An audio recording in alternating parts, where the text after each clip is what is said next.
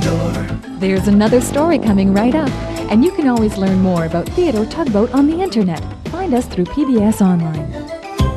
Pushing and a pulling in the great big harbor, in the great big world is so much fun. So many brand new things to discover. Waking with the sun, gotta get the job done. Oh, Theodore and Emily, Oda, Hank and George, and the harbor master too.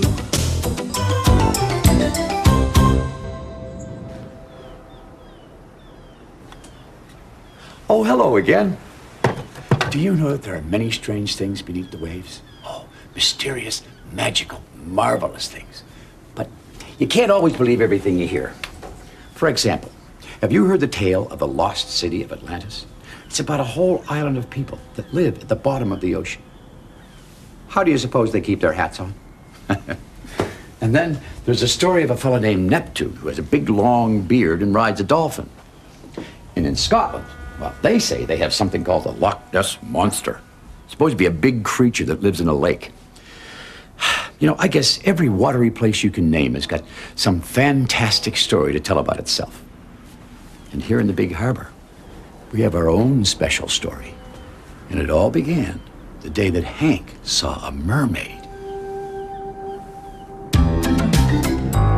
It was the morning work meeting, and the tugs were abuzz with the big news. A shipwreck had been found right on the bottom of the big harbor. Well, naturally, George was the first to give his advice. "I have the longest tow line," he said, "so I could lower it down and pull up the wreck." "It's quite a large ship," said Foduck. His computer made a buzzing sound as he figured it out. "I'd say it weighs over 60 tons. Emily thought they'd probably only bring up the most valuable things that remained on the wreck. Hank was very excited. "Do you think there will be treasure?" he said. "Maybe it's a pirate ship," said Theodore. "There used to be pirates around here." "I saw pirates once," said Hank, "on Willie's Island." "I don't think there are pirates anymore," said Foduck. "They were ghost pirates," continued Hank, "and they were dancing a pirate dance and singing yo, yo, yo." "That's yo, ho, ho," said George. The tugs smiled at each other. They were used to Hank's tall tales. Then they all talked about what other things might be down there in the very deepest, darkest part of the big harbor. "We are going to try and raise the old wreck," interrupted the dispatcher. Then he told them that the Great Ocean Tug and Salvage Company were going to use a barge with special equipment to pull it up. And Hank was given the job of moving the special barge to the wreck site. Hank and Theodore turned to each other with the biggest, widest smiles. They would go together and see the whole thing. "Just think, Hank," said Theodore. "The ship sank a long, long time ago, and nobody has seen it since." "What kind of ship do you think it is?" said Hank. "Oh, probably a Viking ship," replied Theodore. "Viking?" repeated Hank. "Sure," said Theodore. "Everyone knows that the Vikings were sailors who visited here 1,000 years ago." Theodore began to dream out loud. "I'll help bring the ship up and be famous. Maybe it'll even help me get my V word, Theodore the Viking." Hank and Theodore found the barge whose name was Bonavista, waiting patiently for them at the dock. "Is it a Viking ship, Bonavista?" asked Hank. "Probably an old sailing ship," replied Bonavista Barge. "Vikings never came to this harbor." "Of course not," said Theodore to Hank. "Everyone knows that." The tugs arrived at the site of the sunken ship with Bonavista. They were looking forward to helping out and being the first to see the old wreck. But Bonavista said that she could handle the job just fine. She thanked the tugs, and they turned and headed sadly for home. That night, a storm was blowing in, and the tugs couldn't sleep. They were all thinking about the shipwreck.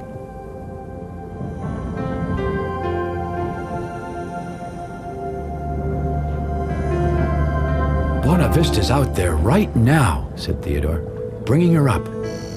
412 fathoms deep," said Foduck. "Who knows what he'll find down there?" Emily remembered a tale about a giant octopus who lived in a deep, dark hole in the bottom of the ocean.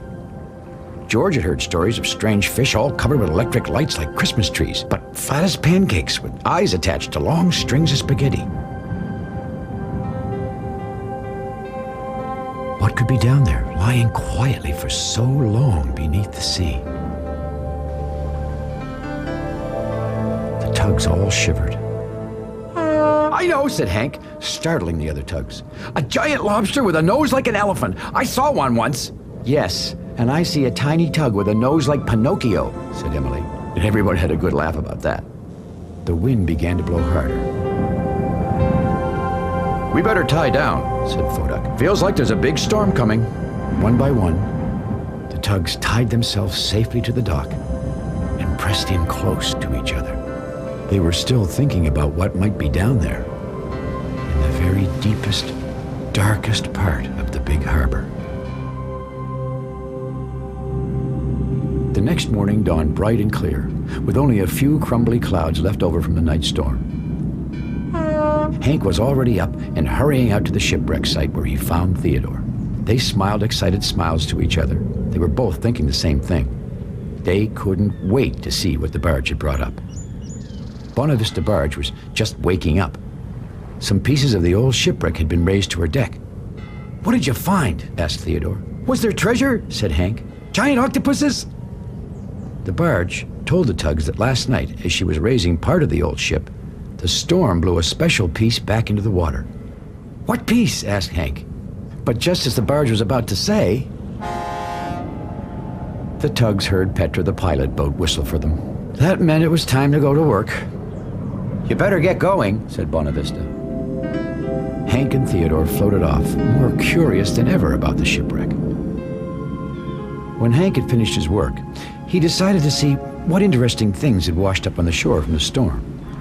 There was an old yellow bottle, a good crab claw, a piece of driftwood that looked like a cow, and a mermaid, and a bunch of green seaweed, and a mermaid? Oh, Hank couldn't believe his eyes. He looked again as hard as he could. And sure enough, there, swimming just beneath the waves, was a mermaid. Oh, she wore a beautiful red dress and had long, flowing green hair. The other tugs were resting at the great ocean dock when Hank came racing up all out of breath. I saw her, he was shouting. "She had a red dress and green hair." "Who?" said Theodore.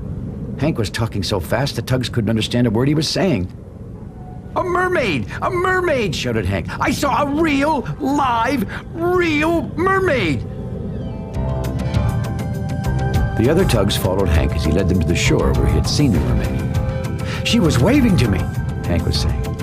"And I think she was singing too." "Was she singing yo, yo, yo?" asked George. "Mermaids are supposed to be half human and half fish," said Fodak, who knew a little about mermaids. "Maybe she was living in the old shipwreck," said Emily, "and now she's looking for a new home." The tugs slowed down. They were getting near the shore. "Hank," said Theodore, "maybe you better go and see where she is." Hank set out for the shore, alone. His anchor was rattling just a little. He hoped his mermaid was friendly, but when he arrived at the place he had seen the mermaid, she was gone. The other tugs were just watching and waiting. Finally, they floated over. "She was right here," said Hank. "I saw her." "She probably went dancing with the ghost pirates," said George. "Hank, you're always telling stories," said Theodore, and he set off for home. The other tugs followed behind, leaving Hank staring at the spot where the mermaid had been. "Where did she go?" he said to himself. "I know I saw her." Finally, Hank turned for home as well. Then, he slowly turned back towards the shore. And there was the mermaid. "Hey, everybody!" shouted Hank to the tugs. The mermaid came back!" But the tugs continued on their way, for no one believed Hank anymore. When Hank turned back to the mermaid, she was gone again. Now that was the strangest thing, he thought. Hank drifted along, saying to himself, "I know I saw her. I know I saw her." Just then, a quiet voice startled him. "Hello, Hank." But it wasn't a mermaid. It was Bonavista barge. Hank had drifted all the way to the shipwreck site. "How do you like these old ship pieces?" said Bonavista. More pieces of the old shipwreck had been raised. They were sitting proudly on Bonavista's deck. Great, said Hank, hardly glancing at the marvelous sight. I'm still missing that important piece the storm blew overboard, said Bonavista. It's a wooden statue that goes right up front. It's called a figurehead. It looks like a lady. Hank still wasn't paying attention. What's the matter? Said Bonavista. Oh, nothing, replied Hank. Bonavista called Hank's name again. She wanted to know if Hank had seen anything strange floating in the water. Hank gulped nervously and said, just a mermaid, but no one believes me. Maybe I did make it up. I guess I make up a lot of things. What did she look like?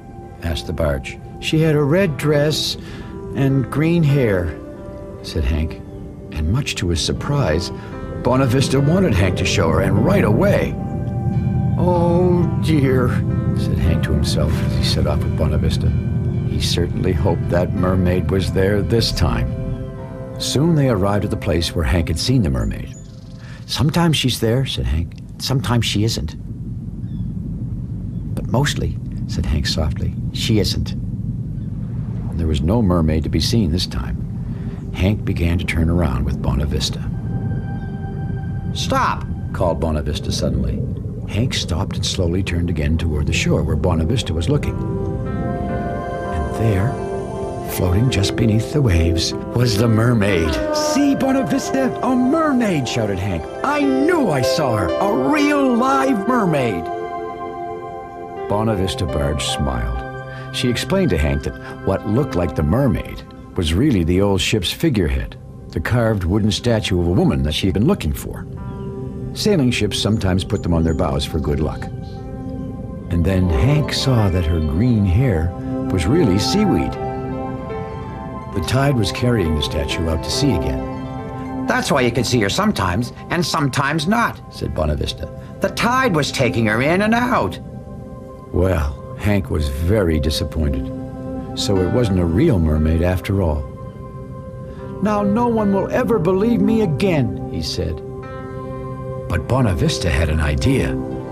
That afternoon, the tugs were gathered at the great ocean dock when they heard Hank's familiar toot-toot. They all turned around to see a wondrous sight. Hank was pulling Bonavista barge with some of the old shipwreck, but the most incredible sight of all was, right there on Hank's bow, a mermaid, shouted Foduk. In a red dress, said Emily. With green hair, added George. Hank was right all along, said Theodore. The tugboats formed a grand parade behind Hank and the mermaid as they made their way into the harbor, tooting their horns all the while.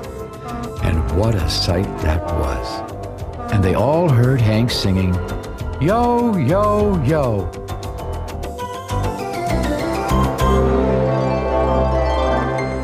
Well, the tugs certainly were surprised to see Hank with that mermaid, but not nearly as surprised as the time he told them about riding a giant flying fish. He said that he caught it with his anchor, like a giant lasso, and that he was going to bring it in and put it in a corral, and that... Well, that does sound like a fishy story for another time. Thanks for visiting here in the Big Harbor, and we'll see you all again next time. Oh, be sure to keep a sharp lookout if you're out to sea, or even if you're walking down the street, because you never know. You never know. So long. Theodore, he's a tugboat and a friendly tugboat too. A friendly tugboat too. Oh, Theodore and Emily, Foduk, Hank and George and the harbor master too.